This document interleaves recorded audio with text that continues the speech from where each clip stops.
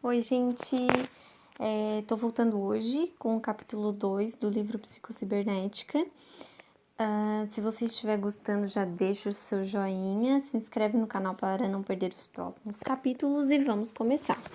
Capítulo 2: Descobrindo o mecanismo de êxito que há em você.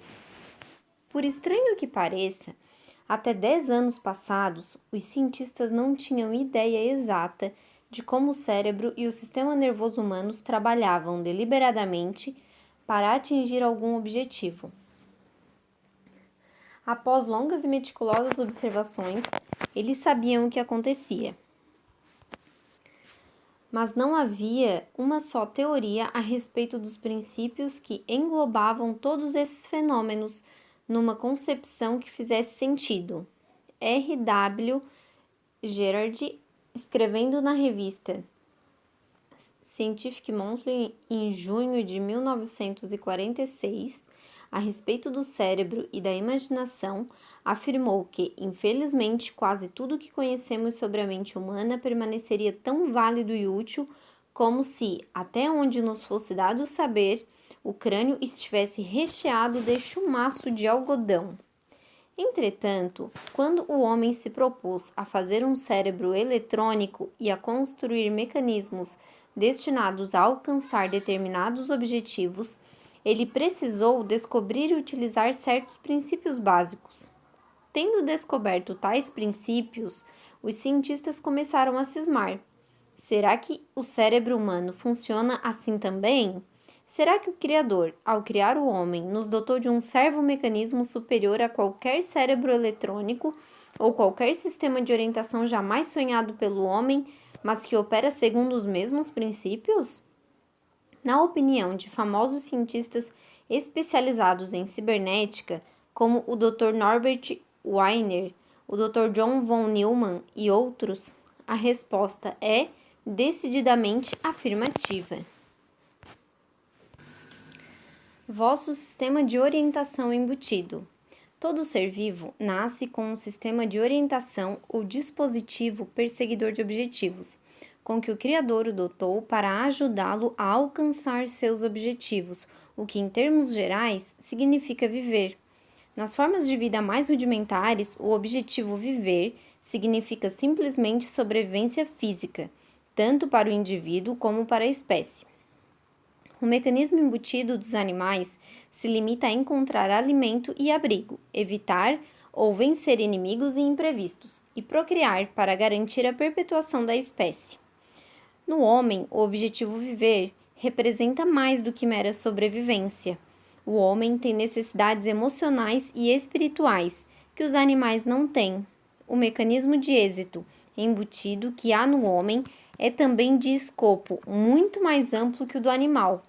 Além de ajudá-lo a evitar ou vencer perigos, auxilia-o a encontrar a solução de problemas, inventar, escrever poesias, dirigir negócios, vender mercadorias, explorar novos horizontes na ciência, alcançar mais paz de espírito, adquirir melhor personalidade ou obter sucesso em qualquer outra atividade que esteja intimamente ligada à sua existência, ou contribua para uma vida mais plena. O instinto do êxito. O esquilo não precisa que lhe ensinem a apanhar nozes. Nem precisa aprender que deve armazená-las para o inverno. Um esquilo que nasceu na primavera jamais experimentou o inverno. No entanto, no outono podemos vê-lo armazenar diligentemente nozes para consumir nos meses frios, quando não tem onde buscar alimento. Um passarinho não precisa tomar lições para construir o seu ninho, nem fazer cursos de navegação. No entanto, há aves que viajam milhares de quilômetros, às vezes sobre alto mar. Elas não têm jornais ou televisão que lhes deem boletins de tempo, nem livros escritos por exploradores, nem aves pioneiras que tenham feito levantamentos das áreas quentes do globo. Não obstante, sabem quando o frio está iminente e conhecem a localização exata dos climas amenos, mesmo que estes se encontrem a milhares de quilômetros. Ao tentarmos explicar esses fenômenos, dizemos em geral que os animais têm certos instintos que os orientam. Se analisarmos esses instintos, verificaremos que eles ajudam o animal a adaptar-se ao ambiente que o cerca. Em suma, os animais têm um instinto de sucesso. Muitas vezes não atentamos para o fato de que o homem também tem um instinto de sucesso, e muito mais maravilhoso e complexo que o de qualquer irracional. O Criador não defraudou o homem, que foi a esse respeito muito bem aquinhoado. Os animais não podem escolher os seus objetivos. Estes, autopreservação e procriação, são, por assim dizer, pré-determinados, e seu mecanismo de êxito limita-se a essas imagens de objetivos inerentes a que chamamos instintos. O homem, por outro lado, tem algo que os animais não têm: imaginação criadora. Assim, o homem, entre as demais criaturas, é mais do que uma criatura, é também um criador. Com sua imaginação, ele pode formular uma grande variedade de objetivos. Só o homem pode dirigir seu mecanismo de êxito pelo uso da imaginação, isto é, da habilidade de criar imagens. Muitas vezes pensamos que a imaginação criadora é privilégio de poetas, inventores, etc. Mas a imaginação é criadora em tudo quanto fazemos. É a imaginação que rege o mundo, disse Napoleão. De todos os atributos do homem, a imaginação é o mais sublime, disse Glenn Clark. A imaginação é a mola mestra da atividade humana e a principal fonte de aperfeiçoamento do homem.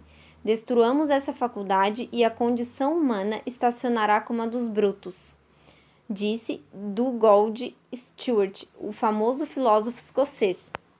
Você pode imaginar seu futuro, disse Henry Kaiser, que atribui muito de seu êxito nos negócios ao uso construtivo e positivo que tem feito da imaginação criadora. Como funciona o seu mecanismo de êxito? Você não é uma máquina, mas recentes descobertas da ciência da cibernética levaram à conclusão de que o seu cérebro e sistema nervoso constituem um servomecanismo que você usa e que opera de maneira análoga à de um computador eletrônico e um dispositivo de busca de objetivos. O seu cérebro e seu sistema nervoso constituem um mecanismo perseguidor de objetivos, que opera automaticamente para atingir determinados alvos, quase como um torpedo autodirigido ou um projétil interceptador. Seu servomecanismo embutido funciona tanto como um sistema de orientação para guiá-lo automaticamente na direção certa, com o fim de atingir determinados objetivos, ou fazê-lo reagir de maneira correta às imposições do ambiente, quanto como o cérebro eletrônico, que pode funcionar automaticamente para resolver problemas, dar a você as necessárias respostas e fornecer novas ideias ou inspirações. Em seu livro O Computador e o Cérebro, o Dr. John von Neumann afirma que o cérebro humano possui tanto os atributos do computador análogo como do computador digital. A palavra cibernética vem de um vocábulo grego que significa literalmente timoneiro. Psicocibernética, nova concepção sobre o funcionamento do cérebro. Quando pensamos no cérebro e no sistema nervoso do homem como sendo uma forma de servomecanismo que opera de acordo com os princípios da cibernética, melhor compreendemos as causas do comportamento humano. Resolvi dar a esse novo conceito o nome de psicocibernética, princípios da cibernética quando aplicados ao cérebro humano. A psicocibernética, repetimos, não afirma que o homem é uma máquina, que o homem tem uma máquina a qual ele usa. Examinemos algumas semelhanças que há entre os servomecanismos mecânicos e o cérebro humano. Os dois tipos gerais de servomecanismos. Os servomecanismos se dividem em dois tipos gerais. 1. Quando o alvo, o objetivo ou a resposta são conhecidos e a finalidade é alcançá-los ou realizá-los. 2. Quando o alvo ou a resposta não são conhecidos e a finalidade é encontrá-los. O cérebro e o sistema nervoso humanos operam das duas maneiras. Um exemplo do primeiro tipo é o torpedo autodirigido ou o projétil interceptador. O alvo ou objetivo é conhecido, um avião ou um navio inimigo. A finalidade é alcançá-lo. Esses aparelhos precisam conhecer o alvo para o qual se dirigem. Precisam ter um sistema de propulsão que os impulsione para frente, na direção geral do alvo, e precisam ser equipados com órgãos sensoriais, radar, sonar, detectores térmicos e etc., que lhes tragam informações partidas do alvo e os mantenham informados quando se encontram no caminho certo, informação positiva, ou quando cometem algum erro e saem da rota, informação negativa. O projétil não reage à informação positiva, ele já está no caminho certo e apenas continua a fazer o que está fazendo. Mas é preciso haver um dispositivo de correção capaz de reagir às informações negativas. Quando o torpedo é informado de que está fora da rota, digamos, muito para a direita, seu dispositivo de correção aciona automaticamente o leme e ele vira para a esquerda.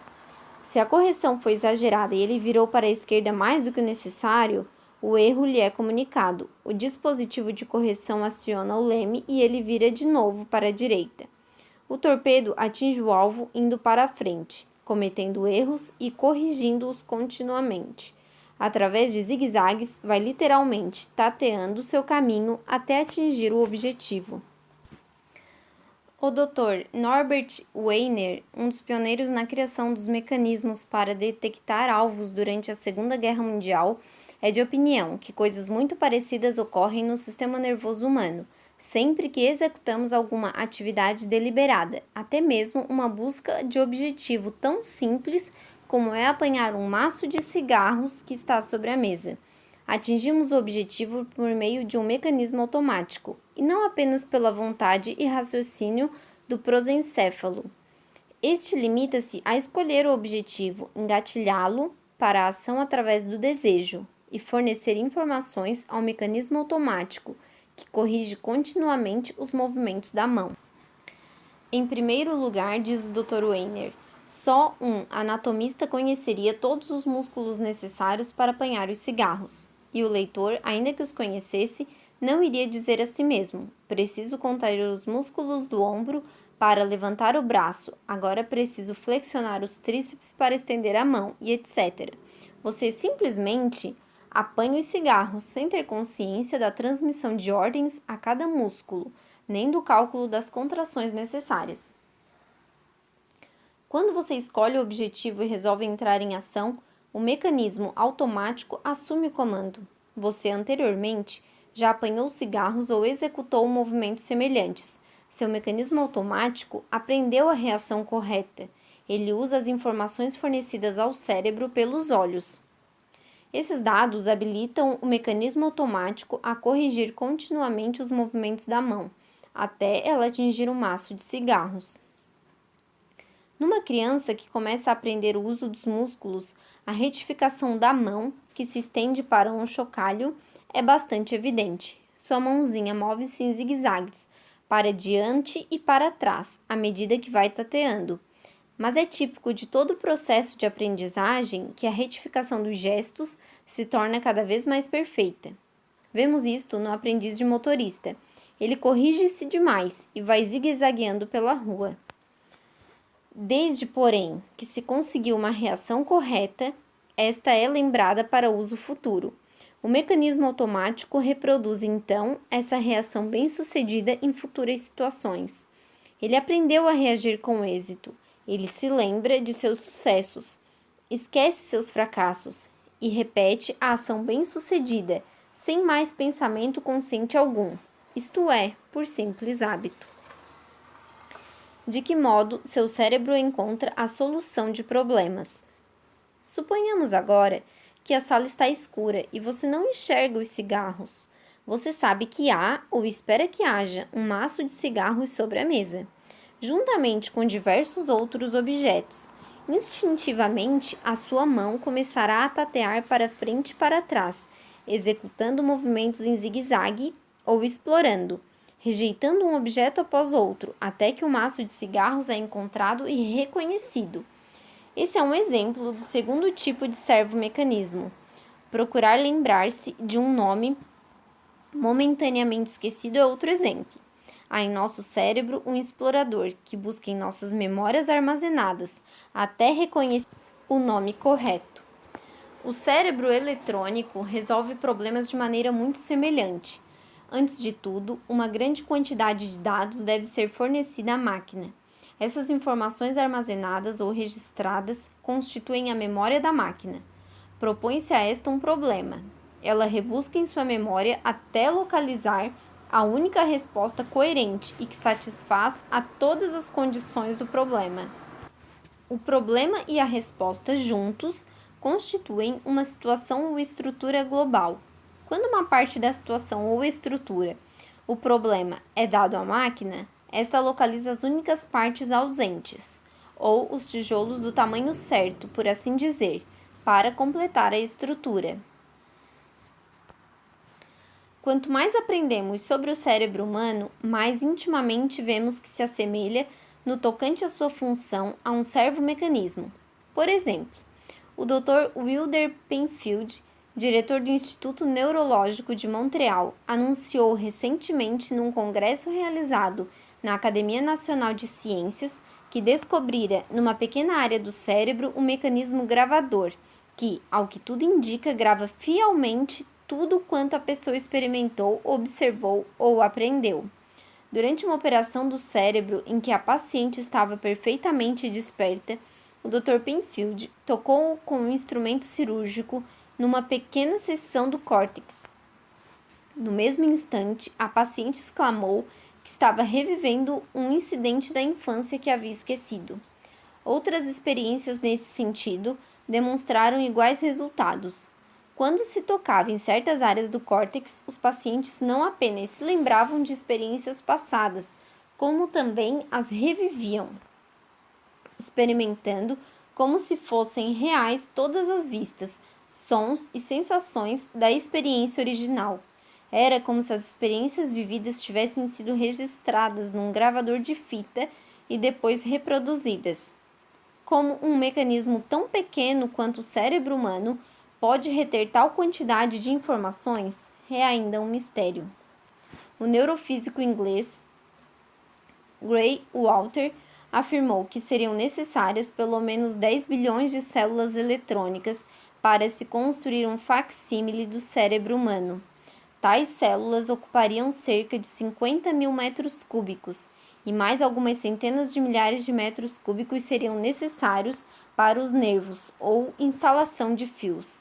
A força para acioná-lo seria da ordem de 1 bilhão de watts.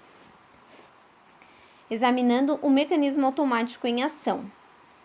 Nós nos maravilhamos ante os projéteis interceptadores capazes de calcular numa fração de segundo o ponto de interceptação de outro projétil e estar lá no instante exato para fazer o contato.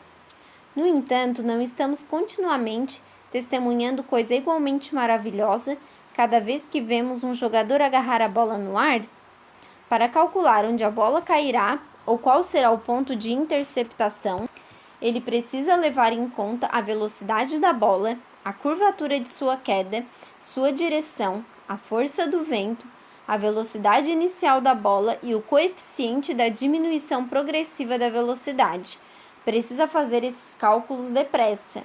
Em seguida, precisa calcular exatamente a velocidade com que poderá correr e em que direção para chegar ao ponto de interceptação ao mesmo tempo que a bola. O jogador nem sequer pensa a esse respeito. Sua máquina automática de busca de objetivos se encarrega dos cálculos, utilizando dados que ele fornece a ela através dos olhos e ouvidos. O computador que há no cérebro dele recebe esses dados, compara-os com os dados armazenados, memórias de outros êxitos e fracassos em apanhar bolas no ar. Os cálculos necessários são feitos num átimo. Enviam-se ordens aos músculos da perna e o jogador se limita simplesmente a correr. A ciência pode construir o computador, mas não o operador. Afirma o Dr. Weiner que, até onde nos é possível prever, os cientistas jamais poderão construir um cérebro eletrônico que, mesmo de longe, se compare ao nosso cérebro. O número de dispositivos computadores que há no cérebro humano excede em muito o de qualquer computador que se fez até hoje ou que se cogita de fazer no futuro. Mas mesmo que tal máquina fosse construída, ela careceria do operador. O computador não dispõe de um prosencéfalo nem de um eu. Ele não pode formular seus próprios problemas. Não tem imaginação e não pode estabelecer seus próprios objetivos. Não pode determinar quais objetivos valem e quais não valem a pena. Não tem emoções. Não sente. Haverá um armazém de ideias, conhecimento e poder? Muitos dos grandes pensadores de todas as épocas acreditavam que as informações armazenadas do homem não se limitam às suas próprias memórias, de experiências passadas e de fatos aprendidos. Existe uma mente comum a todos os homens, disse Emerson, que comparou nossas mentes individuais a braços de mar do oceano, que é a mente universal. Edison acreditava que muitas de suas ideias lhe vinham de fora dele mesmo. Certa vez, quando elogiaram por uma invenção, rejeitou o elogio, dizendo que as ideias estão no ar e que, se ele não a tivesse feito, algum outro certamente o teria. O Dr. J. B. Rhine, chefe do laboratório de parapsicologia da Duke University, demonstrou experimentalmente que o homem tem acesso a conhecimentos, fatos e ideias que nada tem a ver com a sua memória individual ou com as informações armazenadas que ele obteve através de aprendizado ou experiência. A telepatia, a clarividência e a premonição foram demonstradas em experiências científicas feitas em laboratório. A descoberta do Dr. Rhine de que o homem possui algum fator extrasensorial que ele chama de psi já não é mais posta em dúvida por cientistas que compulsaram seriamente os seus trabalhos, afirma o professor R. H. Towles, da Universidade de Cambridge. A veracidade desses fenômenos foi demonstrada de matéria tão insofismável como qualquer outra pesquisa científica. Descobrimos, diz o Dr. Rhine, que há uma capacidade para adquirir conhecimentos que transcende as nossas funções sensoriais. Essa capacidade extrasensorial pode certamente dar-nos o conhecimento de estados objetivos e possivelmente de estados subjetivos, o conhecimento das coisas materiais e, com toda a probabilidade, das mentes de outros indivíduos. Conta-se que Schubert, o grande compositor austríaco, confessou a um amigo que seus processos criadores consistiam em recordar-se de uma melodia, na qual nem ele e nem ninguém havia pensado antes. Muitos artistas, bem como psicólogos que estudam os processos criadores, ficaram impressionados com a semelhança que há entre inspirações criadoras, súbitas revelações, intuições e etc., e a memória humana comum. Procurar uma nova ideia ou a solução de um problema é com efeito muito semelhante a procurar na memória um nome que tenhamos esquecido. Sabemos que o nome está lá, pois de contrário não o procuraríamos. O explorador que há em nosso cérebro rebusca entre as memórias armazenadas até descobrir ou reconhecer o nome desejado. A resposta existe agora. De maneira análoga, quando queremos descobrir uma nova ideia ou a solução de um problema, devemos ter como certo que a resposta já existe, em algum lugar, e então lançarmos-nos à sua procura. Disse o Dr. Norbert Wiener: quando um cientista ataca um problema que sabe que pode ser resolvido, toda sua atitude muda, ele já está a meio caminho da solução. Quando nos propomos a realizar um trabalho criador, vender um produto, dirigir um negócio, escrever um soneto, melhorar as relações humanas, ou seja lá o que for, começamos com um alvo em mente, um objetivo a ser alcançado, uma meta que, embora possa estar ainda mal definida, será reconhecida quando a atingirmos. Se realmente quisermos atingir o objetivo, se tivermos um desejo intenso e começarmos a meditar intensamente sobre todos os ângulos do problema, nosso mecanismo criador entra em ação e o explorador de que antes falamos começa a procurar entre as informações armazenadas ou tatear em busca da solução. Escolhe uma ideia aqui, um fato acolá, uma série de experiências anteriores e põe uma em relação com a outra, ou enfeixa-as num todo expressivo. que preencherá a porção incompleta de nossa situação, completará nossa equação ou resolverá o nosso problema. Quando essa solução se apresenta à nossa consciência, muitas vezes num momento inesperado em que estamos com o pensamento em outra coisa qualquer, ou sob a forma de um sonho, enquanto o nosso consciente dorme, algo estala e nós imediatamente reconhecemos a solução que procurávamos. Nesse processo, dar-se-á o caso que nosso mecanismo criador tem acesso também às informações armazenadas na mente universal? Numerosos casos passados com pessoas de espírito eminentemente criador parecem indicar que sim. De que outra maneira, por exemplo, se explicaria a experiência de Louis Agassiz relatada por sua esposa? Meu marido estivera tentando decifrar a impressão um tanto apagada de um peixe fóssil na laje de pedra em que estava preservado. Afinal, cansado e aturdido, pôs o trabalho de lado e procurou afastá-lo da ideia. Tempos depois, acordou uma noite persuadido de que, enquanto dormia, vira o peixe perfeitamente restaurado, com todas as partes que faltavam. Foi logo de manhãzinha para o jardim das plantas, na suposição de que, examinando mais uma vez o fóssil, veria alguma coisa que o poria no caminho da visão tida no sonho. Inutilmente, a impressão indistinta do fóssil nada lhe dizia de novo. Na noite seguinte, viu novamente o peixe, mas, quando despertou, este desapareceu de sua memória como da outra vez. Esperando que a experiência se repetisse, na terceira noite pôs lápis e papel no criado mudo, antes de ir para a cama. Já quase amanhecia quando o peixe reapareceu em sonho, primeiro confuso, mas depois com tal nitidez que ele não mais teve dúvidas sobre seus caracteres zoológicos. Ainda meio sonhando e na mais absoluta escuridão, traçou esses caracteres na folha de papel ao lado da cama. De manhã, ficou surpreendido ao ver, em seu esboço noturno, características que julgava impossível estarem presentes no fóssil. Foi depressa para o Jardim des Plantes e, orientado pelo desenho, escavou com o buril a superfície da pedra, sob a qual certas porções do peixe estavam de fato ocultas. O fóssil, quando totalmente exposto, demonstrou estar inteiramente de acordo com o seu sonho e seu desenho, e meu marido conseguiu classificá-lo sem dificuldade. Obtenha uma nova imagem mental de si mesmo. Pratique o exercício 1. Objetivo. A personalidade infeliz, tipo fracasso, não pode adquirir uma nova autoimagem simplesmente pela força de vontade, ou então através de uma decisão arbitrária nesse sentido.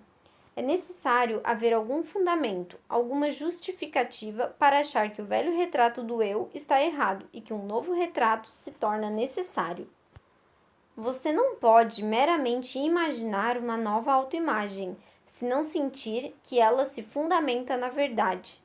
A experiência demonstra que o indivíduo, quando modifica sua autoimagem, tem a sensação de que, por uma ou outra razão, vê ou compreende a verdade a respeito de si mesmo. A verdade que há neste capítulo pode libertá-lo de uma velha e inadequada autoimagem.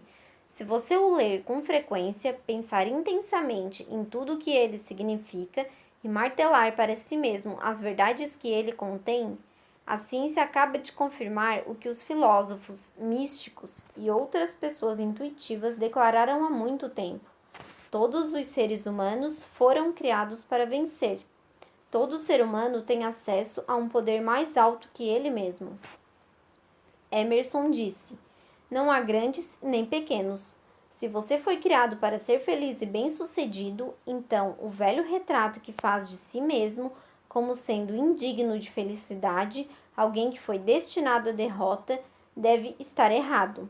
Leia este capítulo do começo ao fim, pelo menos 3 vezes por semana nos primeiros 21 dias. Estude-o e assimile-o. Procure, em suas próprias experiências e em experiências de seus amigos, exemplos que ilustrem o mecanismo criador em ação. Retenha na memória os princípios básicos que damos a seguir, os quais regem o funcionamento do seu mecanismo de êxito. Você não precisa ser engenheiro eletrônico ou físico para operar seu próprio servomecanismo, do mesmo modo que não precisa saber fazer automóveis para dirigir o seu carro, nem se tornar engenheiro eletrônico para acender a luz do seu quarto. Você precisa, porém, estar familiarizado com os pontos abaixo, porque tendo-os decorado, eles projetarão nova luz no que se seguirá depois. 1. Seu mecanismo de sucesso, que lhe é inerente, deve ter um objetivo ou alvo. Você deve pensar nesse objetivo ou alvo como sendo já existente, agora, seja em forma real, seja potencialmente. Ele opera, quer orientando-nos para um objetivo já existente, quer descobrindo alguma coisa já existente. 2. O mecanismo automático é teleológico, quer dizer, opera ou deve ser orientado por objetivos. Não fique desanimado se os meios pelos quais ele operará não forem aparentes. É função do mecanismo automático prover esses meios, desde que você forneça o objetivo. Pense na finalidade e os meios quase sempre cuidarão de si mesmos. 3. Não tenha medo de cometer erros ou de fracassos temporários. Todos os servos-mecanismos atingem um objetivo através da retroação negativa, isto é, indo para frente, cometendo erros e imediatamente retificando a sua rota. 4. O aprendizado de uma habilidade, seja ela qual for, faz-se pelo método das tentativas, até conseguir-se um movimento ou realização bem-sucedida. Depois disso, o aprendizado ulterior e o sucesso contínuo conseguem-se esquecendo os erros passados e recordando as reações bem-sucedidas, de forma que estas possam ser imitadas. Aprenda a confiar em que seu mecanismo criador fará o papel dele. Você não deve perturbá-lo através de uma preocupação exagerada, ficando ansioso se ele irá ou não funcionar, ou tentando forçá-lo por meio de um esforço consciente exagerado. Deixe-o trabalhar, em lugar de forçá-lo a trabalhar. Essa confiança é necessária, porque seu mecanismo criador opera abaixo do nível da consciência, e você jamais poderá saber o que se passa nessa área. Além disso, é da natureza dele operar espontaneamente, conforme as necessidades do momento. Por conseguinte, você não tem garantias de antemão. Ele inicia o trabalho à proporção que você age e que, através de suas ações, faz uma exigência a ele. Não espere ter uma prova para começar a agir. Haja confiante em que ele, o seu mecanismo de êxito, fará o resto. Faça a coisa e encontrará o poder de fazê-la, disse Emerson. Então, gente, terminamos o capítulo 2 por aqui. Espero que tenham gostado. Peço perdão pelo meu inglês, porque realmente eu não sei falar inglês.